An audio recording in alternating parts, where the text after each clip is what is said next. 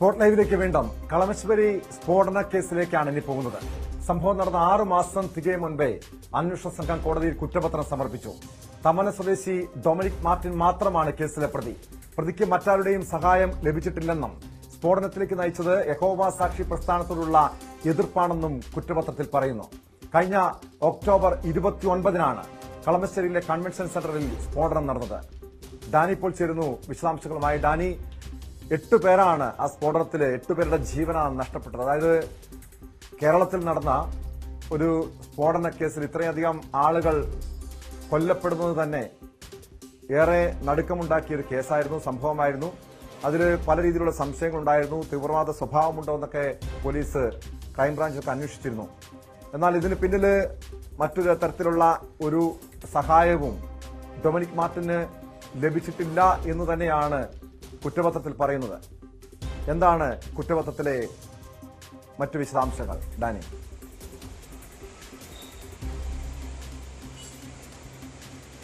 Tom, Ernakulam principal sessions കോടതിയിലാണ് crime branch കുറ്റപത്രം സമർപ്പിച്ചിരിക്കുന്നത്. ഇത് സംബന്ധിച്ച് നാളുകൾ നീണ്ട ഒരു അന്വേഷണവും കാര്യങ്ങളുമെല്ലാം തന്നെ അന്വേഷണ സംഘം പൂർത്തീകരിച്ചിരിക്കുന്നു. ഇതിനുശേഷമാണ് ഇപ്പോൾ കുറ്റപത്രം സമർപ്പിച്ചിരിക്കുന്നത്.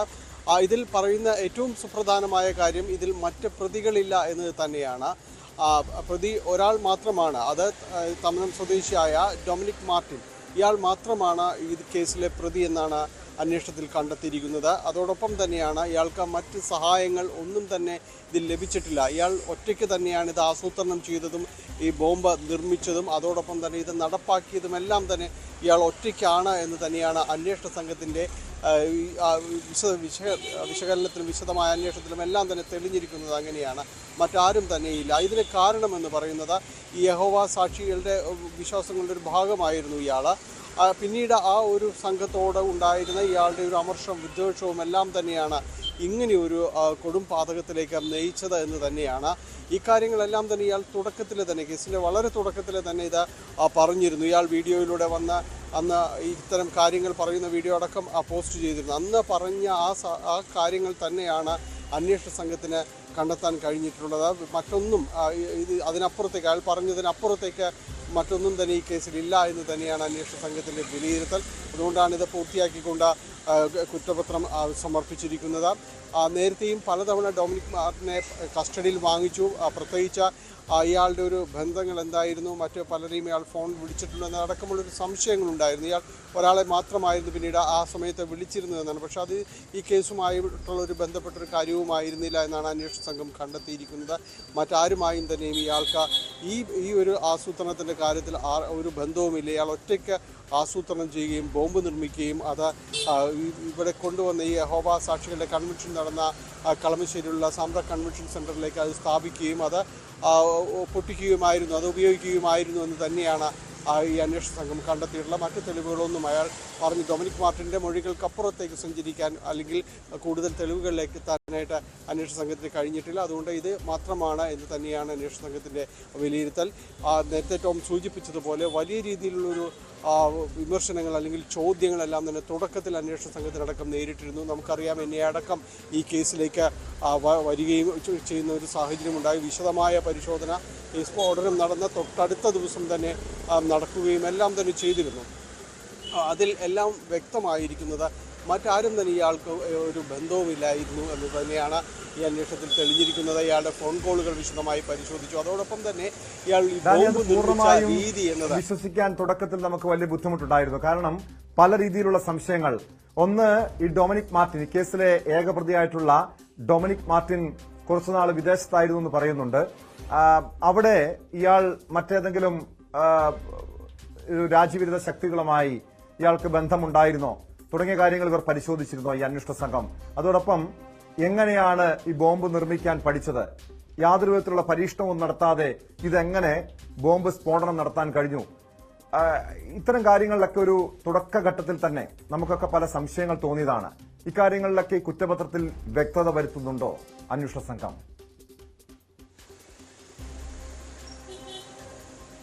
അതിൽ കൃത്യമായും വ്യക്തത വരുത്തിക്കൊണ്ട് തന്നെയാണ് കുറ്റപത്രം സമർപ്പിച്ചിരിക്കുന്നത്. പ്രത്യേകിച്ച് ഇയാൾ പുറത്തുണ്ടായിരുന്ന കാലം ഗൾഫ് മേഖലയിലായിരുന്നു ഇയാൾ ജോലി ചെയ്തിരുന്നത്. അവിടെ ദീർഘകാലം ജോലി ചെയ്തിരുന്നു. അവിടെ ഉണ്ടാക്കിയ പരിചയങ്ങൾ, അപ്പോൾ അതിൽ ഏതെങ്കിലും രീതിയിൽ ആരെങ്കിലും ഇയാളെ ഇൻഫ്ലുവൻസ് ചെയ്തിട്ടുണ്ടോ എന്നതടക്കമുള്ള കാര്യങ്ങൾ അന്വേഷണ സംഘം വിശദമായിട്ട് തന്നെ പരിശോധിച്ചിരുന്നു. പ്രത്യേകിച്ച് ആ കാലഘട്ടത്തിൽ ഇയാൾക്കുണ്ടായിരുന്ന സൗഹൃദങ്ങൾ അതെന്തായിരുന്നു എന്നതടക്കം വളരെ വ്യക്തമായിട്ട് തന്നെ പരിശോധിച്ചുകൊണ്ടാണ് അന്വേഷണ സംഘം പോയത്. പക്ഷേ ആർക്കും തന്നെയും ഇയാളുമായിട്ട് വലിയൊരു അടുപ്പം പുലർത്തിയിരുന്നില്ല. ഇയാളും മറ്റുള്ളവരുമായിട്ട് വലിയ രീതിയിലൊരു അടുപ്പമില്ലാത്ത രീതിയിൽ തന്നെയാണ് കഴിഞ്ഞിരുന്നത്. അവിടേക്ക് പോലും ഇങ്ങനെയൊരു പ്ലോട്ട് ആസൂത്രണം ചെയ്യുക, അവിടെ നിന്ന് മാറി നിൽക്കുക എന്ന ലക്ഷ്യത്തോടുകൂടി തന്നെയായിരുന്നു എന്ന് അന്വേഷണ സംഘം സ്ഥിരീകരിച്ചിട്ടുണ്ട്.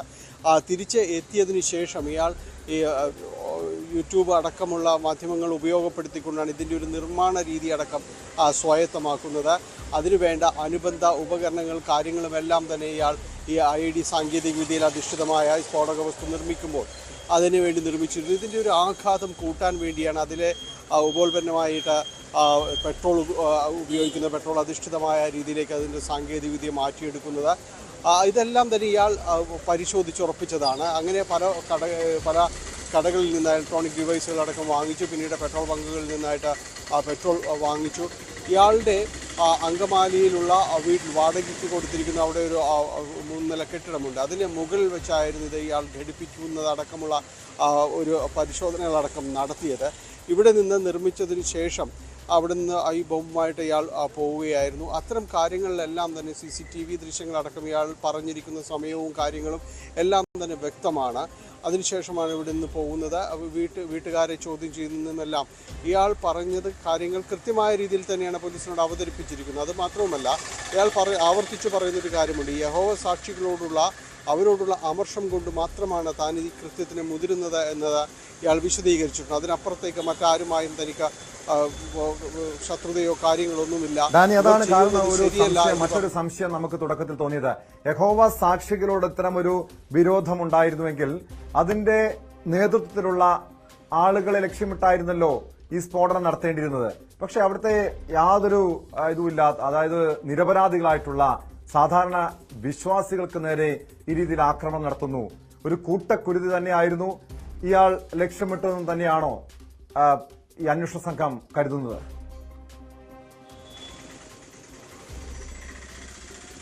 അത് തന്നെയാണ്. കാരണം ഇത് തുടക്കത്തിലും ഡൊമിനിക് മാർട്ടിൻ സമ്മതിച്ചിട്ടുണ്ട് എന്തുകൊണ്ട് നേതാക്കളിലേക്ക് പോകുന്നില്ല എന്നതടക്കം. പക്ഷേ ഈ വിശ്വാസ സമൂഹത്തിന് ഒരു ചിതറപ്പെടേണ്ടവർ ആ രീതിയിൽ അവരിൽ ഒരു ഉലയ്ക്കേണ്ടതായ ഒരു ആവശ്യം തന്നെ ഉണ്ട് എന്ന് തന്നെയാണ് അയാൾ വിശ്വസിച്ചിരുന്നത്. അയാൾ ആ രീതിയിൽ ചിന്തിച്ചു പോയി എന്നതുകൊണ്ട് മാത്രം ആണ് ഇത്രയും പേർക്ക് 8ഓളം പേർക്ക് ജീവഹാനി അടക്കം സംഭവിക്കുന്നത്. ഓർക്കുക, അയാളുടെ ബന്ധുക്കളടക്കം അവിടേക്ക് വന്നിരുന്നു. ഇതിലേക്ക് പങ്കെടുക്കാനായിട്ട് ഇയാളുടെ ബന്ധുക്കളടക്കം ചിലർ അവിടെ എത്തിയിരുന്നു എന്നതാണ്. പക്ഷേ എങ്കിൽ പോലും അയാൾ ആ കൃത്യത്തിൽ നിന്ന് പിന്മാറുന്നില്ല. അതുമായിട്ട് മുന്നോട്ട് പോകാൻ തന്നെ തീരുമാനിക്കുകയായിരുന്നു. അത്രയ്ക്ക് അവരോട് അസഹിഷ്ണുത പുലർത്തിയിരുന്നു. അത് തന്നെയാണ് ഈ ഒരു പാതകത്തിലേക്ക് നയിച്ചത് എന്ന് തന്നെയാണ്. അതിൻ്റെ തെളിവുകൾ പോലീസ് ശേഖരിച്ചു. പിന്നീട് ഈ സ്ഫോടനം നടന്ന ദിവസം ഒരാൾ മരിക്കുകയും പിന്നീട് തുടർന്ന് അങ്ങോട്ട് പിന്നീട് ചികിത്സയിൽ ഗുരുതരമായ രീതിയിൽ മാരകമായ രീതിയിൽ പലർക്കും തീപ്പൊള്ളലേറ്റിരുന്നു. ഇവരെല്ലാം തന്നെ പല ദിവസങ്ങളിലായിട്ടാണ് ഈ 8 പേർ കൊല്ലപ്പെടുന്നത്. പല ദിവസങ്ങളിലായിട്ട് കൊല്ലപ്പെടുകയായി. ബോംബ് സ്ഫോടനത്തിൽ പരിക്കേറ്റ് ചികിത്സയിൽ കഴിയുന്നവരായിരുന്നു പല ദിവസങ്ങളായിട്ട് മരണപ്പെടുന്നത്. അപ്പോൾ ഇത് തീവ്രത വളരെ കൂടുതൽ തന്നെയായിരുന്നു എന്ന കാര്യത്തിൽ യാതൊരു സംശയവുമില്ല. ഈ കൺവെൻഷൻ്റെ അവസാന ദിവസമായിരുന്നു, 5 ദിവസത്തോളം നീണ്ടുന്ന കൺവെൻഷൻ്റെ അവസാന ദിവസമായിരുന്നു ഇത് സംഭവിക്കുന്നത്. ആ വിശ്വാസ സമൂഹത്തിൽ കനത്ത ആഘാതം സൃഷ്ടിക്കുക എന്ന ലക്ഷ്യത്തോടു കൂടി തന്നെയായിരുന്നു താൻ ഈ കൃത്യം ആസൂത്രണം ചെയ്ത് നടപ്പാക്കിയതെന്നാണ് തുടക്കത്തിൽ തന്നെ ഇയാൾ അന്വേഷണ ഉദ്യോഗസ്ഥരോട് പറഞ്ഞിട്ടുള്ളത്. അതിന് ആനുപാതികമായ തെളിവുകളടക്കം ഇവർ ശേഖരിച്ചു. അതുമാത്രമല്ല, ഇയാൾ തുടക്കത്തിൽ പറഞ്ഞ കാര്യങ്ങൾ അത് എല്ലാം തന്നെ ശരിയാണ് എന്ന രീതിയിൽ തന്നെയാണ് ഈ അന്വേഷണ സംഘത്തിനും ഇതിൻ്റെ മുന്നോട്ടുള്ള പോക്കിൽ മനസ്സിലാകുകയും ചെയ്തിട്ടുള്ളത്. ആദ്യം പറഞ്ഞതിൽ നിന്ന് ഏതെങ്കിലും രീതിയിൽ അതിൽ വാസ്തവവിരുദ്ധമായി എന്തെങ്കിലും ഉണ്ടെന്ന് സ്ഥാപിച്ചെടുക്കാനും അന്വേഷണ സംഘത്തിന് കഴിഞ്ഞിട്ടില്ല എന്നതും ശ്രദ്ധേയമാണ്. ചെയ്ത കാര്യങ്ങൾ അക്കമിട്ട് നിരത്തുന്നത് പോലെ തന്നെയാണ് അന്വേഷണ സംഘത്തോട് ഇയാൾ പറഞ്ഞത്. ഇയാൾ ഒരുപക്ഷെ നമ്മൾ അന്ന് തുടക്കത്തിൽ പറഞ്ഞതുപോലെ ഇയാൾ നേരിട്ട് ഹാജരായില്ലെങ്കിൽ അത് അന്വേഷണ ഉദ്യോഗസ്ഥർ അതെങ്ങനെ കണ്ടുപിടിക്കുമെന്നതടക്കം ഉള്ള കാര്യങ്ങൾ ഉണ്ടായിരുന്നു. എവിടെയെല്ലാം അന്വേഷണ സംഘത്തിന് ഇത്ര നാൾ ഈ അന്വേഷണവുമായി മുന്നോട്ട് പോകുമെന്ന ചോദ്യമെല്ലാം വളരെ തുടക്കത്തിൽ തന്നെ വന്നിരുന്നു. പക്ഷേ അതിനെല്ലാം ഉത്തരമായിക്കൊണ്ട് തന്നെ അന്ന് ഉച്ച കഴിയുന്നതോടുകൂടി തന്നെ ഇയാൾ അന്വേഷണ സംഘം ഈ മറ്റൊരു പോലീസ് സ്റ്റേഷനിൽ ചെന്ന് കീഴടങ്ങുകയായിരുന്നു. ഒപ്പം താൻ ചെയ്ത കാര്യങ്ങൾ കൃത്യമായി വീഡിയോ ചിത്രീകരിച്ച കാര്യങ്ങളെല്ലാം തന്നെ പറയുകയും എല്ലാം തന്നെ ചെയ്തു. അങ്ങനെ തികച്ചും അസാധാരണമായ ഒരു സംഭവം, അസാധാരണക്കാരനായ ഒരു കൊലയാളി തന്നെയായിരുന്നു ഡൊമിനിക് മാർട്ടിൻ എന്നാണ് ഈ അന്വേഷണ സംഘം വിലയിരുത്തുന്നത്. കാരണം സാധാരണമെന്ന് ഉദ്ദേശിക്കുന്നത് ഒരു സാധാരണ രീതിയിൽ അനുവർത്തിക്കുന്ന രീതികളൊന്നുമില്ലാതെ എന്താണ് ചെയ്യാൻ ഉദ്ദേശിച്ചത് അത് വളരെ കൃത്യമായിട്ട് ചെയ്തുകൊണ്ട് അത് ഏറ്റുപറഞ്ഞുകൊണ്ട് മറ്റ് കൺഫ്യൂഷൻസിലേക്കൊന്നും പോകാതെ തന്നെ കൃത്യമായി ഞാനിത് ചെയ്തു, ഞാനിത് ഏറ്റുപറയുന്നു എന്ന രീതിയിലായിരുന്നു ഇയാളുടെ ഒരു പ്രവൃത്തിയായിട്ട് കാണുന്നത്. എന്തായാലും അന്വേഷണം പൂർത്തിയാക്കിയപ്പോൾ കുറ്റപത്രം സമർപ്പിച്ചിരിക്കുന്നു. ടോം. തീർച്ചയായും ഡാനി സൂചിപ്പിച്ചതുപോലെ ഒരു അസാധാരണമായിട്ടുള്ള സംഭവമാണ് നമ്മളെ സംബന്ധിച്ച്. കാരണം ഇത്തരത്തിലൊരു പ്രാർത്ഥനാ കേന്ദ്രത്തിൽ, കൺവെൻഷൻ സെന്ററിൽ സ്ഫോടനം നടക്കുക, 8 പേരുടെ ജീവൻ നഷ്ടപ്പെടുക എന്നതൊക്കെ പറയുമ്പോൾ അത് വലിയ ഞെട്ടലുളവാക്കിയ സംഭവം തന്നെയാണ്. ഇപ്പോൾ ഈ ഡൊമിനിക് മാർട്ടിൻ കേസിലെ ഏക പ്രതി ഇപ്പോൾ ഏത് ജയിലിലാണ്? എന്തായാലും ഈ അന്വേഷണത്തിന്റെ നടപടികളൊക്കെ പൂർത്തിയായിട്ടുണ്ട്. വിചാരണ നടപടികൾ എപ്പോൾ ആരംഭിക്കാൻ കഴിയുമെന്ന് പ്രതീക്ഷിക്കാം?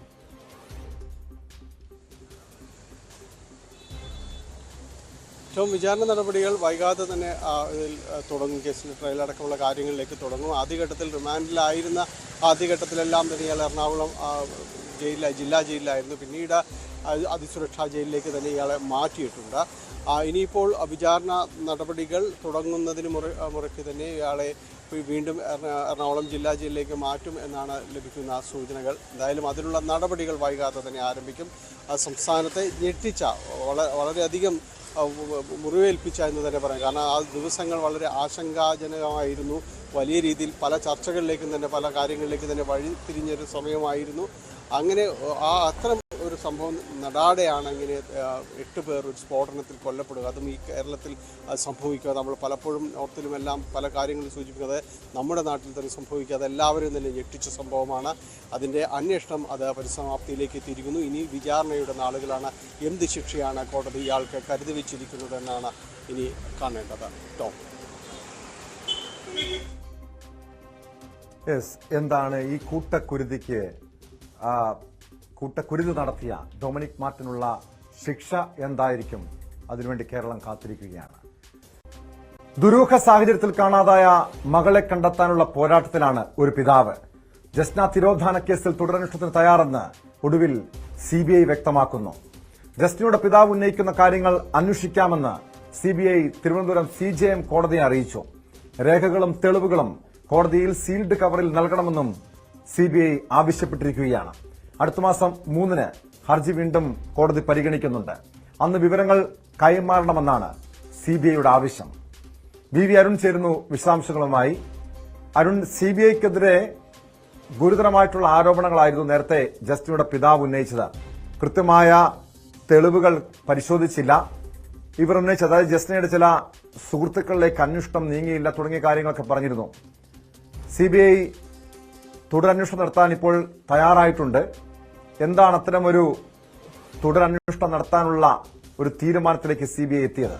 അരുൺ.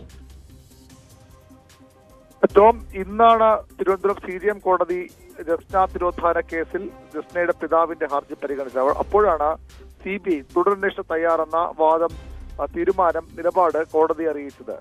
ജസ്നയുടെ പിതാവ് ചില പരാതികൾ ഉന്നയിച്ചിട്ടുണ്ട്. CBIയുടെ അന്വേഷണത്തിൽ വരാതെ പോയ ചില മിസ്സിംഗ് ലിങ്ക്സ് ഉണ്ട്. ഇക്കാര്യങ്ങൾ അന്വേഷിക്കണമെന്ന് അദ്ദേഹം ആവശ്യപ്പെട്ടിരുന്നു. അത് കോടതി അദ്ദേഹം ബോധ്യപ്പെടുത്തി.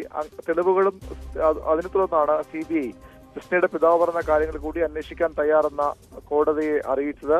രേഖകളും തെളിവുകളും കോടതി സീൽഡ് കവർ നൽകാൻ ജസ്നയുടെ പിതാവിനോട് CBI ആവശ്യപ്പെട്ടു. അടുത്ത മാസം 3-ന് ഹർജി വീണ്ടും പരിഗണിക്കും. അന്ന് വിവരങ്ങൾ കൈമാറണമെന്ന് CBIയും ആവശ്യപ്പെട്ട. സ്വാഭാവികമായി അന്ന് ഈ ജസ്ന കേസ് തുടരന്വേഷണത്തിന് കോടതി തന്നെ നിർദ്ദേശിക്കാൻ തന്നെയാണ് സാധ്യത. നമുക്കറിയാം, 6 വർഷമാകുന്നു ജസ്നയെ കാണാതായിട്ട്. 2018 മാർച്ച് 22-നാണ് ജസ്നയെ കാണാതായത്. അന്നു മുതൽ പലതരത്തിലുള്ള അന്വേഷണങ്ങൾ സംസ്ഥാന പോലീസിന്റെ ക്രൈംബ്രാഞ്ചിന്റെയും ഒക്കെ ദീർഘനാൾ നീണ്ടുനിന്ന അന്വേഷണം, അതിനുശേഷം CBI കേസ് ഏറ്റെടുക്കുന്നു.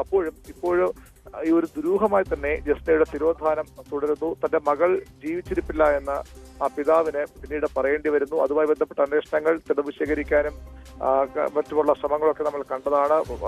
ദിവസങ്ങൾ നീണ്ട, മാസങ്ങൾ നീണ്ട അന്വേഷണ രീതികൾ നമ്മൾ കണ്ടതാണ്. തുടക്കം മുതൽ അടിമുടി ദുരൂഹതകൾ നിറഞ്ഞ കേസായാണ് ജസ്നയുടെ തിരോധാനം. സ്വന്തം ജസ്നയുടെ പിതാവിനെ പോലും ഒരു ഘട്ടത്തിൽ പോലീസ് അന്വേഷണ സംഘം സംശയിച്ചിരുന്നു. പിന്നീട് ഒരു സുഹൃത്തിനെ കേന്ദ്രീകരിച്ചായി അന്വേഷണം. ഇപ്പോഴും ഒരു സുഹൃത്തിനെ വിവരങ്ങൾ അറിയാമായിരുന്നു എന്ന ഒരു നിലപാട് ജസ്നയുടെ കുടുംബം സ്വീകരിക്കുന്നുണ്ട്. കൊലപാതകവും ആത്മഹത്യയും പ്രണയിച്ചുള്ള ഒളിച്ചോട്ടം മുതൽ രാജ്യാന്തര മതതീവ്രവാദ സംഘടനയുടെ പങ്കുവരെ സംശയിച്ച കേസാണ്. അത്തരത്തിൽ നിരവധി ആരോപണങ്ങൾ ഉയർന്നു വന്ന കേസാണ്. ലവ് ജിഹാദ് എന്ന ആരോപണം ഒരു ഘട്ടത്തിൽ ജസ്നയുടെ തിരോധാനവുമായി ബന്ധപ്പെട്ട് ഉയർന്നു വന്നു. കേരള പോലീസ് മുതൽ CBI വരെ ഈ കേസിൽ അന്വേഷണം നടത്തി. ഒടുവിൽ CBIക്കും കൃത്യമായ ഒരു ഉത്തരം കണ്ടെത്താനാകാതെ കേസ് അവസാനിപ്പിക്കേണ്ടി വന്നു. ആ കേസാണ് വീണ്ടും അന്വേഷിക്കാൻ തയ്യാറാണെന്ന് ജസ്ന മരിയ ജെയിംസ് എന്ന കാഞ്ഞിരപ്പള്ളി SC കോളേജ് 2ാം വർഷ വിദ്യാർത്ഥിയായിരുന്ന യുവതിയുടെ തിരോധാനം അന്വേഷിക്കാൻ വീണ്ടും CBI തയ്യാറെടുക്കുന്നത്. ഒരു തെളിവും തങ്ങൾക്കില്ലെന്ന് പറഞ്ഞ CBI ഇപ്പോൾ ജസ്നയുടെ പിതാവ് പറഞ്ഞ ഈ തീർച്ചയായും അരുൺ, CBI വീണ്ടും ഈ കേസ്, ജസ്ന തിരോധാന കേസ് അന്വേഷിക്കുമ്പോൾ ഏതൊക്കെ കാര്യങ്ങളാണ് പ്രധാനമായും പരിശോധിക്കേണ്ടത്? കാരണം ജസ്നയുടെ പിതാവ് ചൂണ്ടിക്കാണിച്ച പ്രധാനപ്പെട്ട ചില കാര്യങ്ങളുണ്ട്. ഒന്ന്, ജസ്നയുടെ അജ്ഞാത സുഹൃത്തിനെ കുറിച്ച് അന്വേഷിച്ചില്ല. ജസ്നയുടെ കയ്യിൽ പണമുണ്ടായിരുന്നു, രക്തക്കറയെ കുറിച്ച് പരിശോധിച്ചില്ല, തുടങ്ങിയ കാര്യങ്ങളൊക്കെയാണ്. അതായത് ഈ തുടരന്വേഷണം എന്ന് പറയുമ്പോൾ അത് ഏത് ഒരു പുനരന്വേഷണമാണോ പ്രധാനമായും ഈ പിതാവിന്റെ ആവശ്യത്തിലുള്ളത്? ഏതൊക്കെ കാര്യങ്ങളാണ് അന്വേഷണത്തിന്റെ പരിധിയിൽ വരിക? ചില തെളിവുകൾ തന്റെ പക്കലുണ്ട് എന്നാണ് അദ്ദേഹം നേരത്തെ പറഞ്ഞത്. അത് പുറത്തുവിടുമെന്നും പറഞ്ഞിരുന്നു. പക്ഷേ ഇപ്പോൾ സ്വാഭാവികമായും കോടതി തുടരന്വേഷണത്തിന് തയ്യാറെന്ന് CBI അറിയിച്ച സാഹചര്യത്തിൽ അത്തരം തെളിവ് അദ്ദേഹം പുറത്തുവിടാൻ സാധ്യതയില്ല. തനിക്കുള്ള ചില സംശയങ്ങൾ, കുടുംബാംഗങ്ങൾക്കുള്ള ചില സംശയങ്ങൾ, ഇതുമായി ബന്ധപ്പെട്ട ഒരു സമാന്തരമായ അന്വേഷണം തന്നെ ആ പിതാവ് കഴിഞ്ഞ 6 വർഷത്തിനിടെ നടത്തിയിരുന്നു. അദ്ദേഹം പോലും പലപ്പോഴും പ്രതിസ്ഥാനത്ത് കുറ്റാരോപിതനായി നിൽക്കേണ്ട അവസ്ഥ വന്നിട്ടുണ്ട്. 2018 മാർച്ച് 22 ഒരു ബന്ധുവീട്ടിലേക്ക് പോകുന്നു പറഞ്ഞുകൊണ്ടാണ്, മുണ്ടക്കയത്തെ ഒരു ബന്ധുവീട്ടിലേക്ക് പോകുന്നു പറഞ്ഞുകൊണ്ടാണ് ജസ്ന വീട്ടിൽ നിന്നിറങ്ങിയത്. പിന്നീട് എരുമേലി വരെ സ്വകാര്യ ബസ്സിലെത്തിയതിന് സാക്ഷിമൊഴികളുണ്ട്. ചില CCTV ദൃശ്യങ്ങൾ പോലീസ് ലഭിച്ചിരുന്നു. അതിനുശേഷം എങ്ങോട്ട് പോയെന്ന കാര്യത്തിലാണ് ദുരൂഹത തുടരുന്നത്. ജസ്നയ്ക്ക് ഒരു സുഹൃത്തുമായുള്ള അടുപ്പം, ആ യുവാവിനെ ചോദ്യം ചെയ്താൽ കാര്യങ്ങൾ അറിയാമെന്ന തരത്തിലുള്ള മൊഴികൾ. പക്ഷേ അത്തരം കാര്യങ്ങളിൽ എന്ത് ചെയ്തിട്ടും കൃത്യമായ അന്വേഷണം ഉണ്ടായിട്ടില്ല. കേരളത്തിന് പുറത്ത് ബംഗളൂരുവിലും ഒക്കെ പല തലങ്ങളിൽ, പല ഘട്ടങ്ങളിൽ അന്വേഷണം നടന്നിരുന്നു. 4000-ലധികം ഫോൺ നമ്പറുകൾ, കോൾ റെക്കോർഡ്, CDR വിവരങ്ങളടക്കം പോലീസ് പരിശോധിച്ചിരുന്നു. ജസ്നയെ കാണാതായ ദിവസം 16 തവണ ഒരു ആൺ സുഹൃത്ത് ജസ്നയെ വിളിച്ചിരുന്നുവെന്ന് പോലീസ് കണ്ടെത്തിയിട്ടുണ്ട്. അയാളെ ചോദ്യം ചെയ്തു, എന്നിട്ടും ഫലമുണ്ടായില്ല. കുടകിൽ ഒരു സമയത്ത് കുടകിൽ ജസ്ന പോയിരുന്നു, ആ ഭാഗത്ത് ജസ്നയെ കണ്ടവരുണ്ട് എന്ന തരത്തിലുള്ള വിവരം കുടുംബത്തിന് ലഭിച്ചിരുന്നു. അവിടെ പല മാസങ്ങൾ അന്വേഷണം നടന്നിരുന്നു. ഒടുവിൽ ജസ്നയുടെ വീട്ടിലേക്ക് തന്നെ അന്വേഷണം തിരിച്ചെത്തി. അവിടെ കൊന്നു കുഴിച്ചിട്ടിരിക്കാം തരത്തിലുള്ള സംശയത്തിൽ അവിടെ വീടിന്റെ തറ വരെ പൊളിച്ചു പരിശോധിച്ച കാര്യങ്ങൾ നമ്മൾ കണ്ടതാണ്.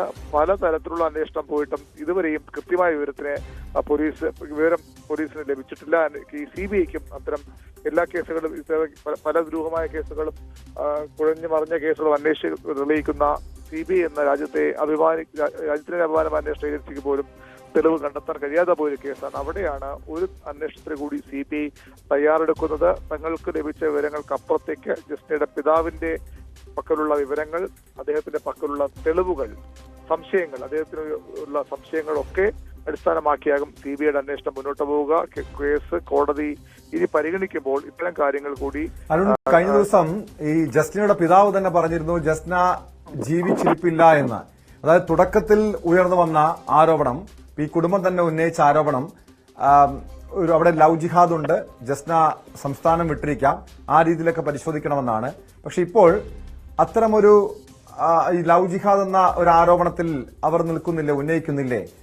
ജസ്ന കൊല്ലപ്പെട്ടു എന്ന് തന്നെയാണോ കുടുംബം കരുതുന്നത്?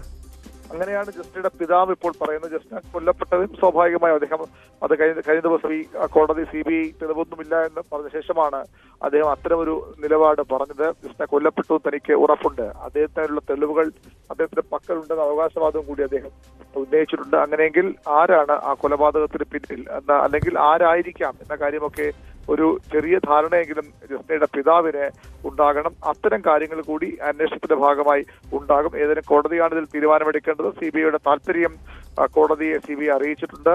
ജസ്നയുടെ പിതാവിനും അന്വേഷണം വേണമെന്ന ആവശ്യമുണ്ട്, കുടുംബത്തിന് അന്വേഷണം വേണമെന്ന ആവശ്യമുണ്ട്. അടുത്ത മാസം 3-ന് ഹർജി പരിഗണിക്കുമ്പോൾ ഈ വിവരങ്ങൾ കൂടി, എന്തൊക്കെ തെളിവുകളാണ് ജസ്നയുടെ പിതാവിന്റെ കയ്യിലുള്ളത്, എന്തൊക്കെ സംശയങ്ങളാണ് അദ്ദേഹത്തിനുള്ളത്, ആരൊക്കെയാണ് സംശയം, എവിടെയാണ് ജസ്നയുടെ പിതാവ് പോലീസ് അന്വേഷണത്തിലും അതിനുശേഷം CBIയുടെ അന്വേഷണത്തിലും മിസ്സിംഗ് ലിങ്ക്സ് ഉണ്ടെന്ന് കുടുംബം കരുതുന്നത്, എവിടെയെങ്കിലും CBI അന്വേഷണം വിട്ടുപോയ കാര്യങ്ങളുണ്ടെങ്കിൽ അത്, അത്തരം കാര്യങ്ങൾക്കുള്ള തെളിവുകൾ കൂടി, ആ വിവരങ്ങൾ കൂടി കൈമാറാൻ CBI ആവശ്യപ്പെട്ടിട്ടുണ്ട്. അടുത്ത മാസം 3-ന് കേസ് വീണ്ടും പരിഗണിക്കുമ്പോൾ ഇത്തരം കാര്യങ്ങൾ CBIക്ക് ജസ്നയുടെ പിതാവ് കൈമാറും. അപ്പോൾ തന്നെ ഈ തുടരന്വേഷണത്തിലുള്ള ഉത്തരവും ഉണ്ടാകും. വീണ്ടും ഒരു അന്വേഷണത്തിലേക്ക് കാര്യങ്ങൾ പോകുന്നത്, കൃത്യം ഒരു സമയപരിധി അന്വേഷണം ഉണ്ടാകാൻ തന്നെയാണ് സാധ്യത. ദീർഘനാൾ ഇനിയും ഈ അന്വേഷണം നീണ്ടുപോകാൻ ഇടയില്ല. ജസ്ന മരിച്ചു എന്ന് പിതാവ് വിശ്വസിക്കുന്നെങ്കിൽ എന്താണ് അതിന്റെ കാരണം, ആരാണ് ആ കൊലപാതകത്തിന് കാരണക്കാർ, കൃത്യമായ വിവരം അദ്ദേഹത്തിനെങ്കിൽ പോലും ആരാകാം എന്നൊരു ചില സംശയങ്ങൾ അദ്ദേഹത്തിന് ഉണ്ട്. ചില ജസ്ന സ്ഥിരമായി പോകാറുള്ള ചില സ്ഥലങ്ങളെ കുറിച്ചുള്ള വിവരങ്ങളുണ്ട്. അത്തരം കാര്യങ്ങൾ കൂടി CBI അന്വേഷണ പരിധിയിൽ വരും. ഏതായാലും 6 വർഷമായി കണ്ടെത്താനാകാത്ത ഒരു കേസിൽ വീണ്ടും ഒരു അന്വേഷണത്തിന് CBI ഇറങ്ങുകയാണ്. വ്യക്തമാണ്. ജസ്ന തിരോധാന കേസിലാണ് CBI തുടരന്വേഷണത്തിന് തയ്യാറെന്ന് വ്യക്തമാക്കിയിരിക്കുന്നത്.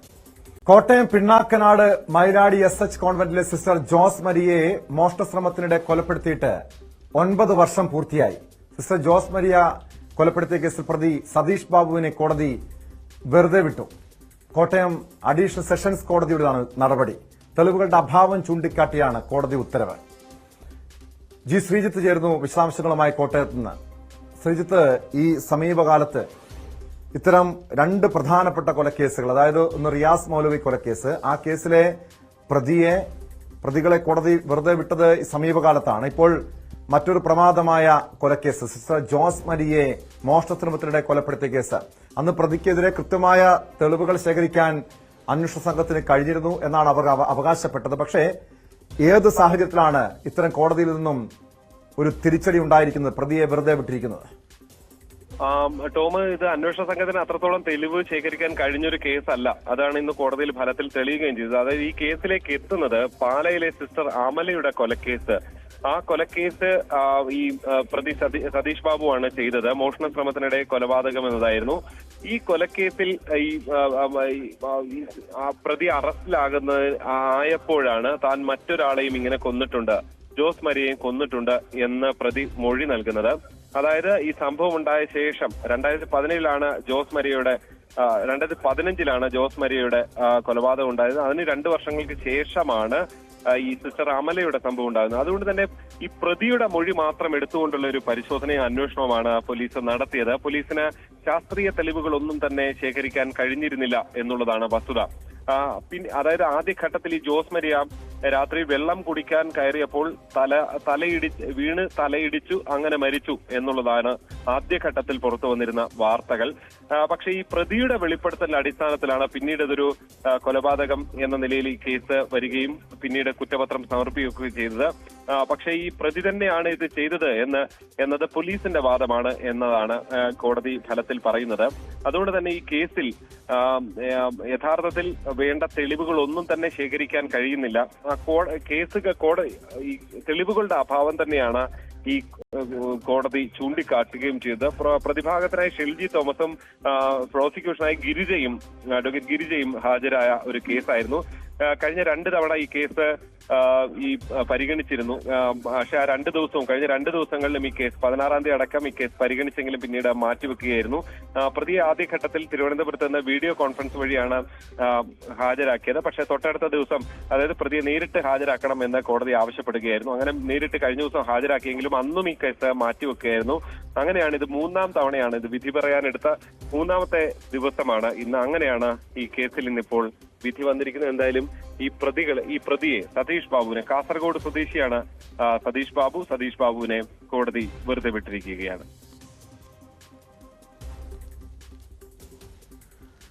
ശ്രീജിത്ത്, എന്തായിരിക്കും പ്രോസിക്യൂഷന്റെ അടുത്ത നീക്കം? ഈ വിധിക്കെതിരെ ഉടൻ തന്നെ അപ്പീൽ നൽകുമോ? അക്കാര്യങ്ങൾ പോലീസ് ഈ വിധിയുടെ പകർപ്പ് ലഭിച്ച ശേഷം ആലോചിച്ച് തുടർ നടപടി എന്നുള്ളതാണ് പ്രോസിക്യൂഷന്റെ തീരുമാനം. എന്തായാലും ഈ കേസുമായി ബന്ധപ്പെട്ട് പോലീസിന്റെ അന്വേഷണത്തിലടക്കം പല പരിമിതികളും ഉണ്ടായിരുന്നു എന്നുള്ളതാണ്. കാരണം വർഷങ്ങൾക്ക് ശേഷം നടന്ന ഒരു സംഭവത്തിൽ തെളിവുകൾ പലപ്പോഴും ഇല്ല. പല സിസ്റ്റർമാരും മൊഴിയും മറ്റും നൽകിയിട്ടുണ്ട്. പക്ഷേ ഈ പ്രതിയുടെ വെളിപ്പെടുത്തലിന്റെ അടിസ്ഥാനത്തിനപ്പുറത്തേക്ക് ആർക്കും ഒരു സംശയവും ആദ്യഘട്ടത്തിൽ ഉന്നയിച്ചിരുന്നില്ല എന്നുള്ളതാണ് ശ്രദ്ധേയം. ഈ സിസ്റ്റർ തലയടിച്ച് വീണു മരിച്ചു എന്ന നിലയിലാണ് ആദ്യഘട്ടത്തിലുണ്ടായിരുന്ന നിഗമനങ്ങൾ. അതുകൊണ്ട് തന്നെ ഫലത്തിൽ അങ്ങനൊരു പരാതി പോലും ഇല്ലായിരുന്ന ഒരു സംഭവം കൂടിയാണ് പിന്നീട് പ്രതിയുടെ വെളിപ്പെടുത്തൽ എന്ന നിലയിൽ പോലീസ് അവതരിപ്പിക്കുന്നത്. അതിൽ കോടതി പൂർണ്ണമായും അത് വിശ്വസിക്കാൻ തയ്യാറാകുന്നില്ല എന്നത് വേണം മനസ്സിലാക്കാൻ. അതിന്റെ അടിസ്ഥാനത്തിൽ തന്നെയാണ് ഇന്നിപ്പോൾ ഈ കേസിൽ കോടതി പ്രതിയെ വെറുതെ വിടുന്ന ഒരു സാഹചര്യത്തിലേക്ക് കാര്യങ്ങൾ എത്തിയിരിക്കുന്നത്. സ്വാഭാവികമായും വിധി പകർപ്പ് വൈകുന്നേരത്തോടു കൂടി ലഭിക്കുമെന്ന് വേണം മനസ്സിലാക്കാൻ. അതിനുശേഷമായിരിക്കും തുടർ നടപടികൾ ആലോചിച്ച് ഉണ്ടാകുക.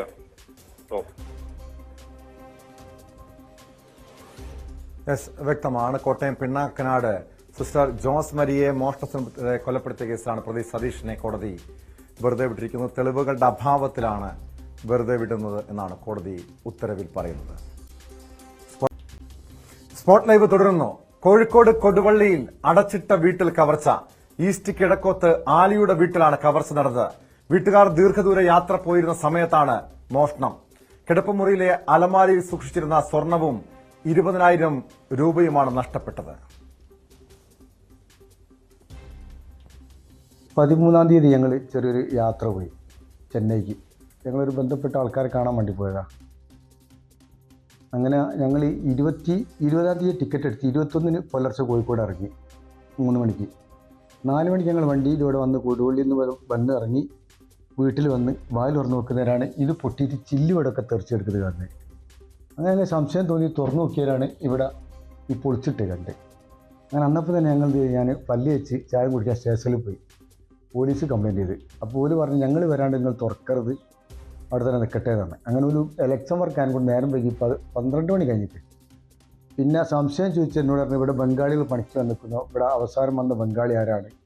അതുപോലെ കൂടുതൽ ഊന്നി ചോദിച്ച് ഒരു 8 പോലീസുകാരുകളുണ്ട്. CI ഉണ്ട്, SI ഉണ്ട്, ASI ഉണ്ട്, ഫിംഗറിൻ്റെ ആൾക്കാരൊക്കെ ഉണ്ട്. തിരിച്ചു വന്ന് എന്നോട് പറഞ്ഞ് നിങ്ങൾ ക്യാമറ ചെക്ക് ചെയ്യാൻ പറഞ്ഞു. ക്യാമറ ഒക്കെ ചെയ്തിട്ടൊന്നും കിട്ടിയില്ല. കാരണം ദിവസം പറയാൻ കഴിയില്ല നമുക്ക്. ഈ 9 ദിവസത്തിൻ്റെ ഇടയ്ക്ക് ഒന്നും ആവാം. അതുകൊണ്ടാണ് പ്രശ്നമായത്. NDAയുടെ സ്ഥാനാർത്ഥികളായ കോട്ടയത്തെ തുഷാർ വെള്ളാപ്പള്ളിയും പത്തനംതിട്ടയിലെ NDA സ്ഥാനാർത്ഥി അനിൽ ആന്റണിയും മാധ്യമങ്ങളെ കാണുകയാണ് തത്സമയ സംപ്രേഷണത്തിലേക്ക്. ഞങ്ങൾ വികസന പ്രവർത്തന വിഷയങ്ങൾ വളരെ വിശദമായി തന്നെ കൃത്യമായി ഞങ്ങൾ പറഞ്ഞിട്ടുണ്ട്. ഞങ്ങളുടെ നിലപാടുകൾ എന്തെന്ന് പറഞ്ഞിട്ടുണ്ട്. അതിനകത്തുള്ള കാര്യങ്ങൾ മുഴുവൻ. അതിനുശേഷം ഞങ്ങൾ 2 കാര്യങ്ങൾ പറഞ്ഞതിനെക്കുറിച്ച് ഇവർക്ക് എന്താ ആൻസർ ഇല്ലാത്ത ഞങ്ങൾ ചോദിക്കുന്നത്. ലവ് ജിഹാദ് വിഷയം പറയുന്ന സമയത്ത് ഇവർക്ക് ആർക്കും ആൻസർ ഇല്ല. അതുപോലെ റബ്ബറിന്റെ വിഷയം പറയുന്ന സമയത്ത് ആൻസർ ഇല്ല. അതിനെക്കുറിച്ച് ഞങ്ങൾ ചോദിക്കുമ്പോൾ എന്താ ഉത്തരം പറയാത്തത്?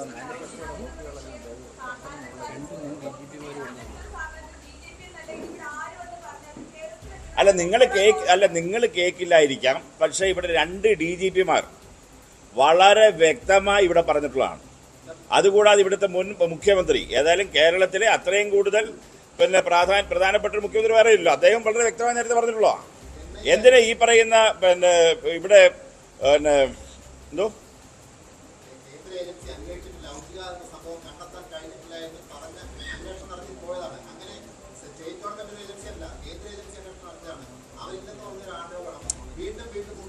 ഇല്ല, അതിന് 2ാമത് പരാതി പോയി അന്വേഷണം നടക്കട്ടെ. ഇപ്പോൾ കാര്യങ്ങൾ പുറത്തു വരും. അന്വേഷിപ്പിക്കും, തീർച്ചയായിട്ടും, സംശയമില്ല.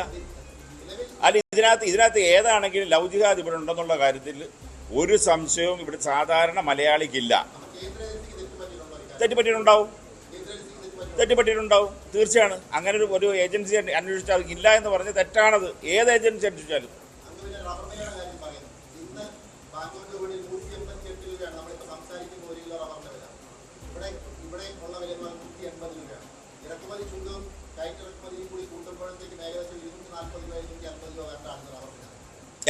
എങ്ങനെ ഇറക്കുമതി ചുങ്കവും കയറ്റിറക്കുമതി കൂലിയും കൂടെ വരുമ്പോൾ ഇന്ന് റബ്ബറിന്റെ വില ആഭ്യന്തര വിപണിയിൽ 240 രൂപയോളം വരേണ്ടതാണ്. നമ്മളിത് പറയുമ്പോൾ ഇവിടുത്തെ വൻകിട ഫെയർ കമ്പനിയായിട്ടുള്ള MRF-ൽ അമിത്ഷായ്ക്ക് ഉൾപ്പെടെ നിക്ഷേപമുണ്ടെന്നുള്ള വാർത്ത പുറത്തു വരുമ്പോഴാണ് ഇവിടെ MRF എത്രയോ വർഷങ്ങൾക്ക് മുമ്പ് തുടങ്ങിയ ഒരു സ്ഥാപനമാണ്. ആ സ്ഥാപനത്തിൽ അമിത്ഷായ്ക്ക് ഇൻവെസ്റ്റ്മെന്റ് ഉണ്ടെന്ന് പറയാൻ നിങ്ങൾക്ക് എന്ത് നാണം വരുന്നില്ലേ? ഇല്ലാത്ത കാര്യം എന്തിനാ പറയുന്നത്? ഇത് വെറുതെ രക്ഷപ്പെടും. കാരണം ഞാൻ ചോദിക്കട്ടെ, ഈ പറയുന്ന പ്രശ്നം എന്ന് പറയുന്നത് വില കുറഞ്ഞത് ഈ പറയുന്ന NDA ഗവൺമെന്റ് പറഞ്ഞപ്പോഴല്ല, അതിന് മുമ്പ് പിന്നെ വില കുറഞ്ഞതാണ്. ആ കാലഘട്ടത്തിൽ വില കുറഞ്ഞതിനേക്കാൾ ഇപ്പൊ വില കൂടി ഇത്രയും വരുന്നിരിക്കുക. ഇപ്പൊ എങ്ങനെ കൂടി? കോമ്പൗണ്ട് റബ്ബറിനും അതുപോലെ നാച്ചുറൽ റബ്ബറിനും ഡ്യൂട്ടി ഇമ്പോസ് ചെയ്തു. ഇതിനു മുമ്പ് ഇല്ലായിരുന്നു. ഇപ്പൊ ഏഷ്യൻ കൺട്രിയിൽ നിന്ന് മാത്രമേ ഉള്ളൂ കോമ്പൗണ്ട് റബ്ബർ ഇമ്പോർട്ട് ചെയ്യാൻ പറ്റുന്ന ഡ്യൂട്ടി ഇല്ലാതെ. അത് ഡ്യൂട്ടി ഇമ്പോസ് ചെയ്യാൻ വേണ്ടി പോവുകയാണ്. ഡ്യൂട്ടി ഇമ്പോസ് ചെയ്യുമ്പോൾ വില കൂടും. അത് ഞാൻ പറഞ്ഞു, ഇപ്പൊ ഇമ്പോർട്ട് ഡ്യൂട്ടി, അതായത് കോമ്പൗണ്ട് റബ്ബറിന്റെ ഇമ്പോർട്ട് ഡ്യൂട്ടി 10% ഈ പറയുന്ന നമ്മുടെ ഏഷ്യൻ കൺട്രീസ് വരുന്നത്. ആ ഡ്യൂട്ടി ഇൻക്രീസ് ചെയ്ത് കഴിഞ്ഞാൽ ഇതിനേക്കാൾ കൂടുതൽ വിലയിലേക്ക് വരും.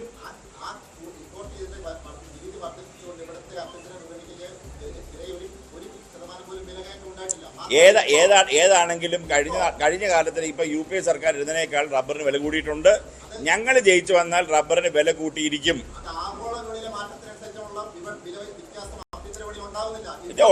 ഓൾറെഡി ഇപ്പൊ ഉണ്ടായി കഴിഞ്ഞല്ലോ, വില വ്യത്യാസം ഉണ്ടായി. ഇപ്പൊ ഞാൻ പറഞ്ഞു 10% കോമ്പൗണ്ട് റബ്ബർ, അതായത് കോമ്പൗണ്ട് റബ്ബർ ഇവിടെ മാനിപ്പുലേറ്റ് ചെയ്ത് കളർ ചെയ്ത് ഇവിടെ ഇമ്പോർട്ട് ചെയ്യുന്നുണ്ട്. അത് ഏഷ്യൻ കൺട്രീസിൽ നിന്നാണ്. കോട്ടയത്ത് തുഷാർ വെള്ളാപ്പള്ളിയും അനിൽ ആന്റണിയും മാധ്യമങ്ങളെ കാണുകയായിരുന്നു.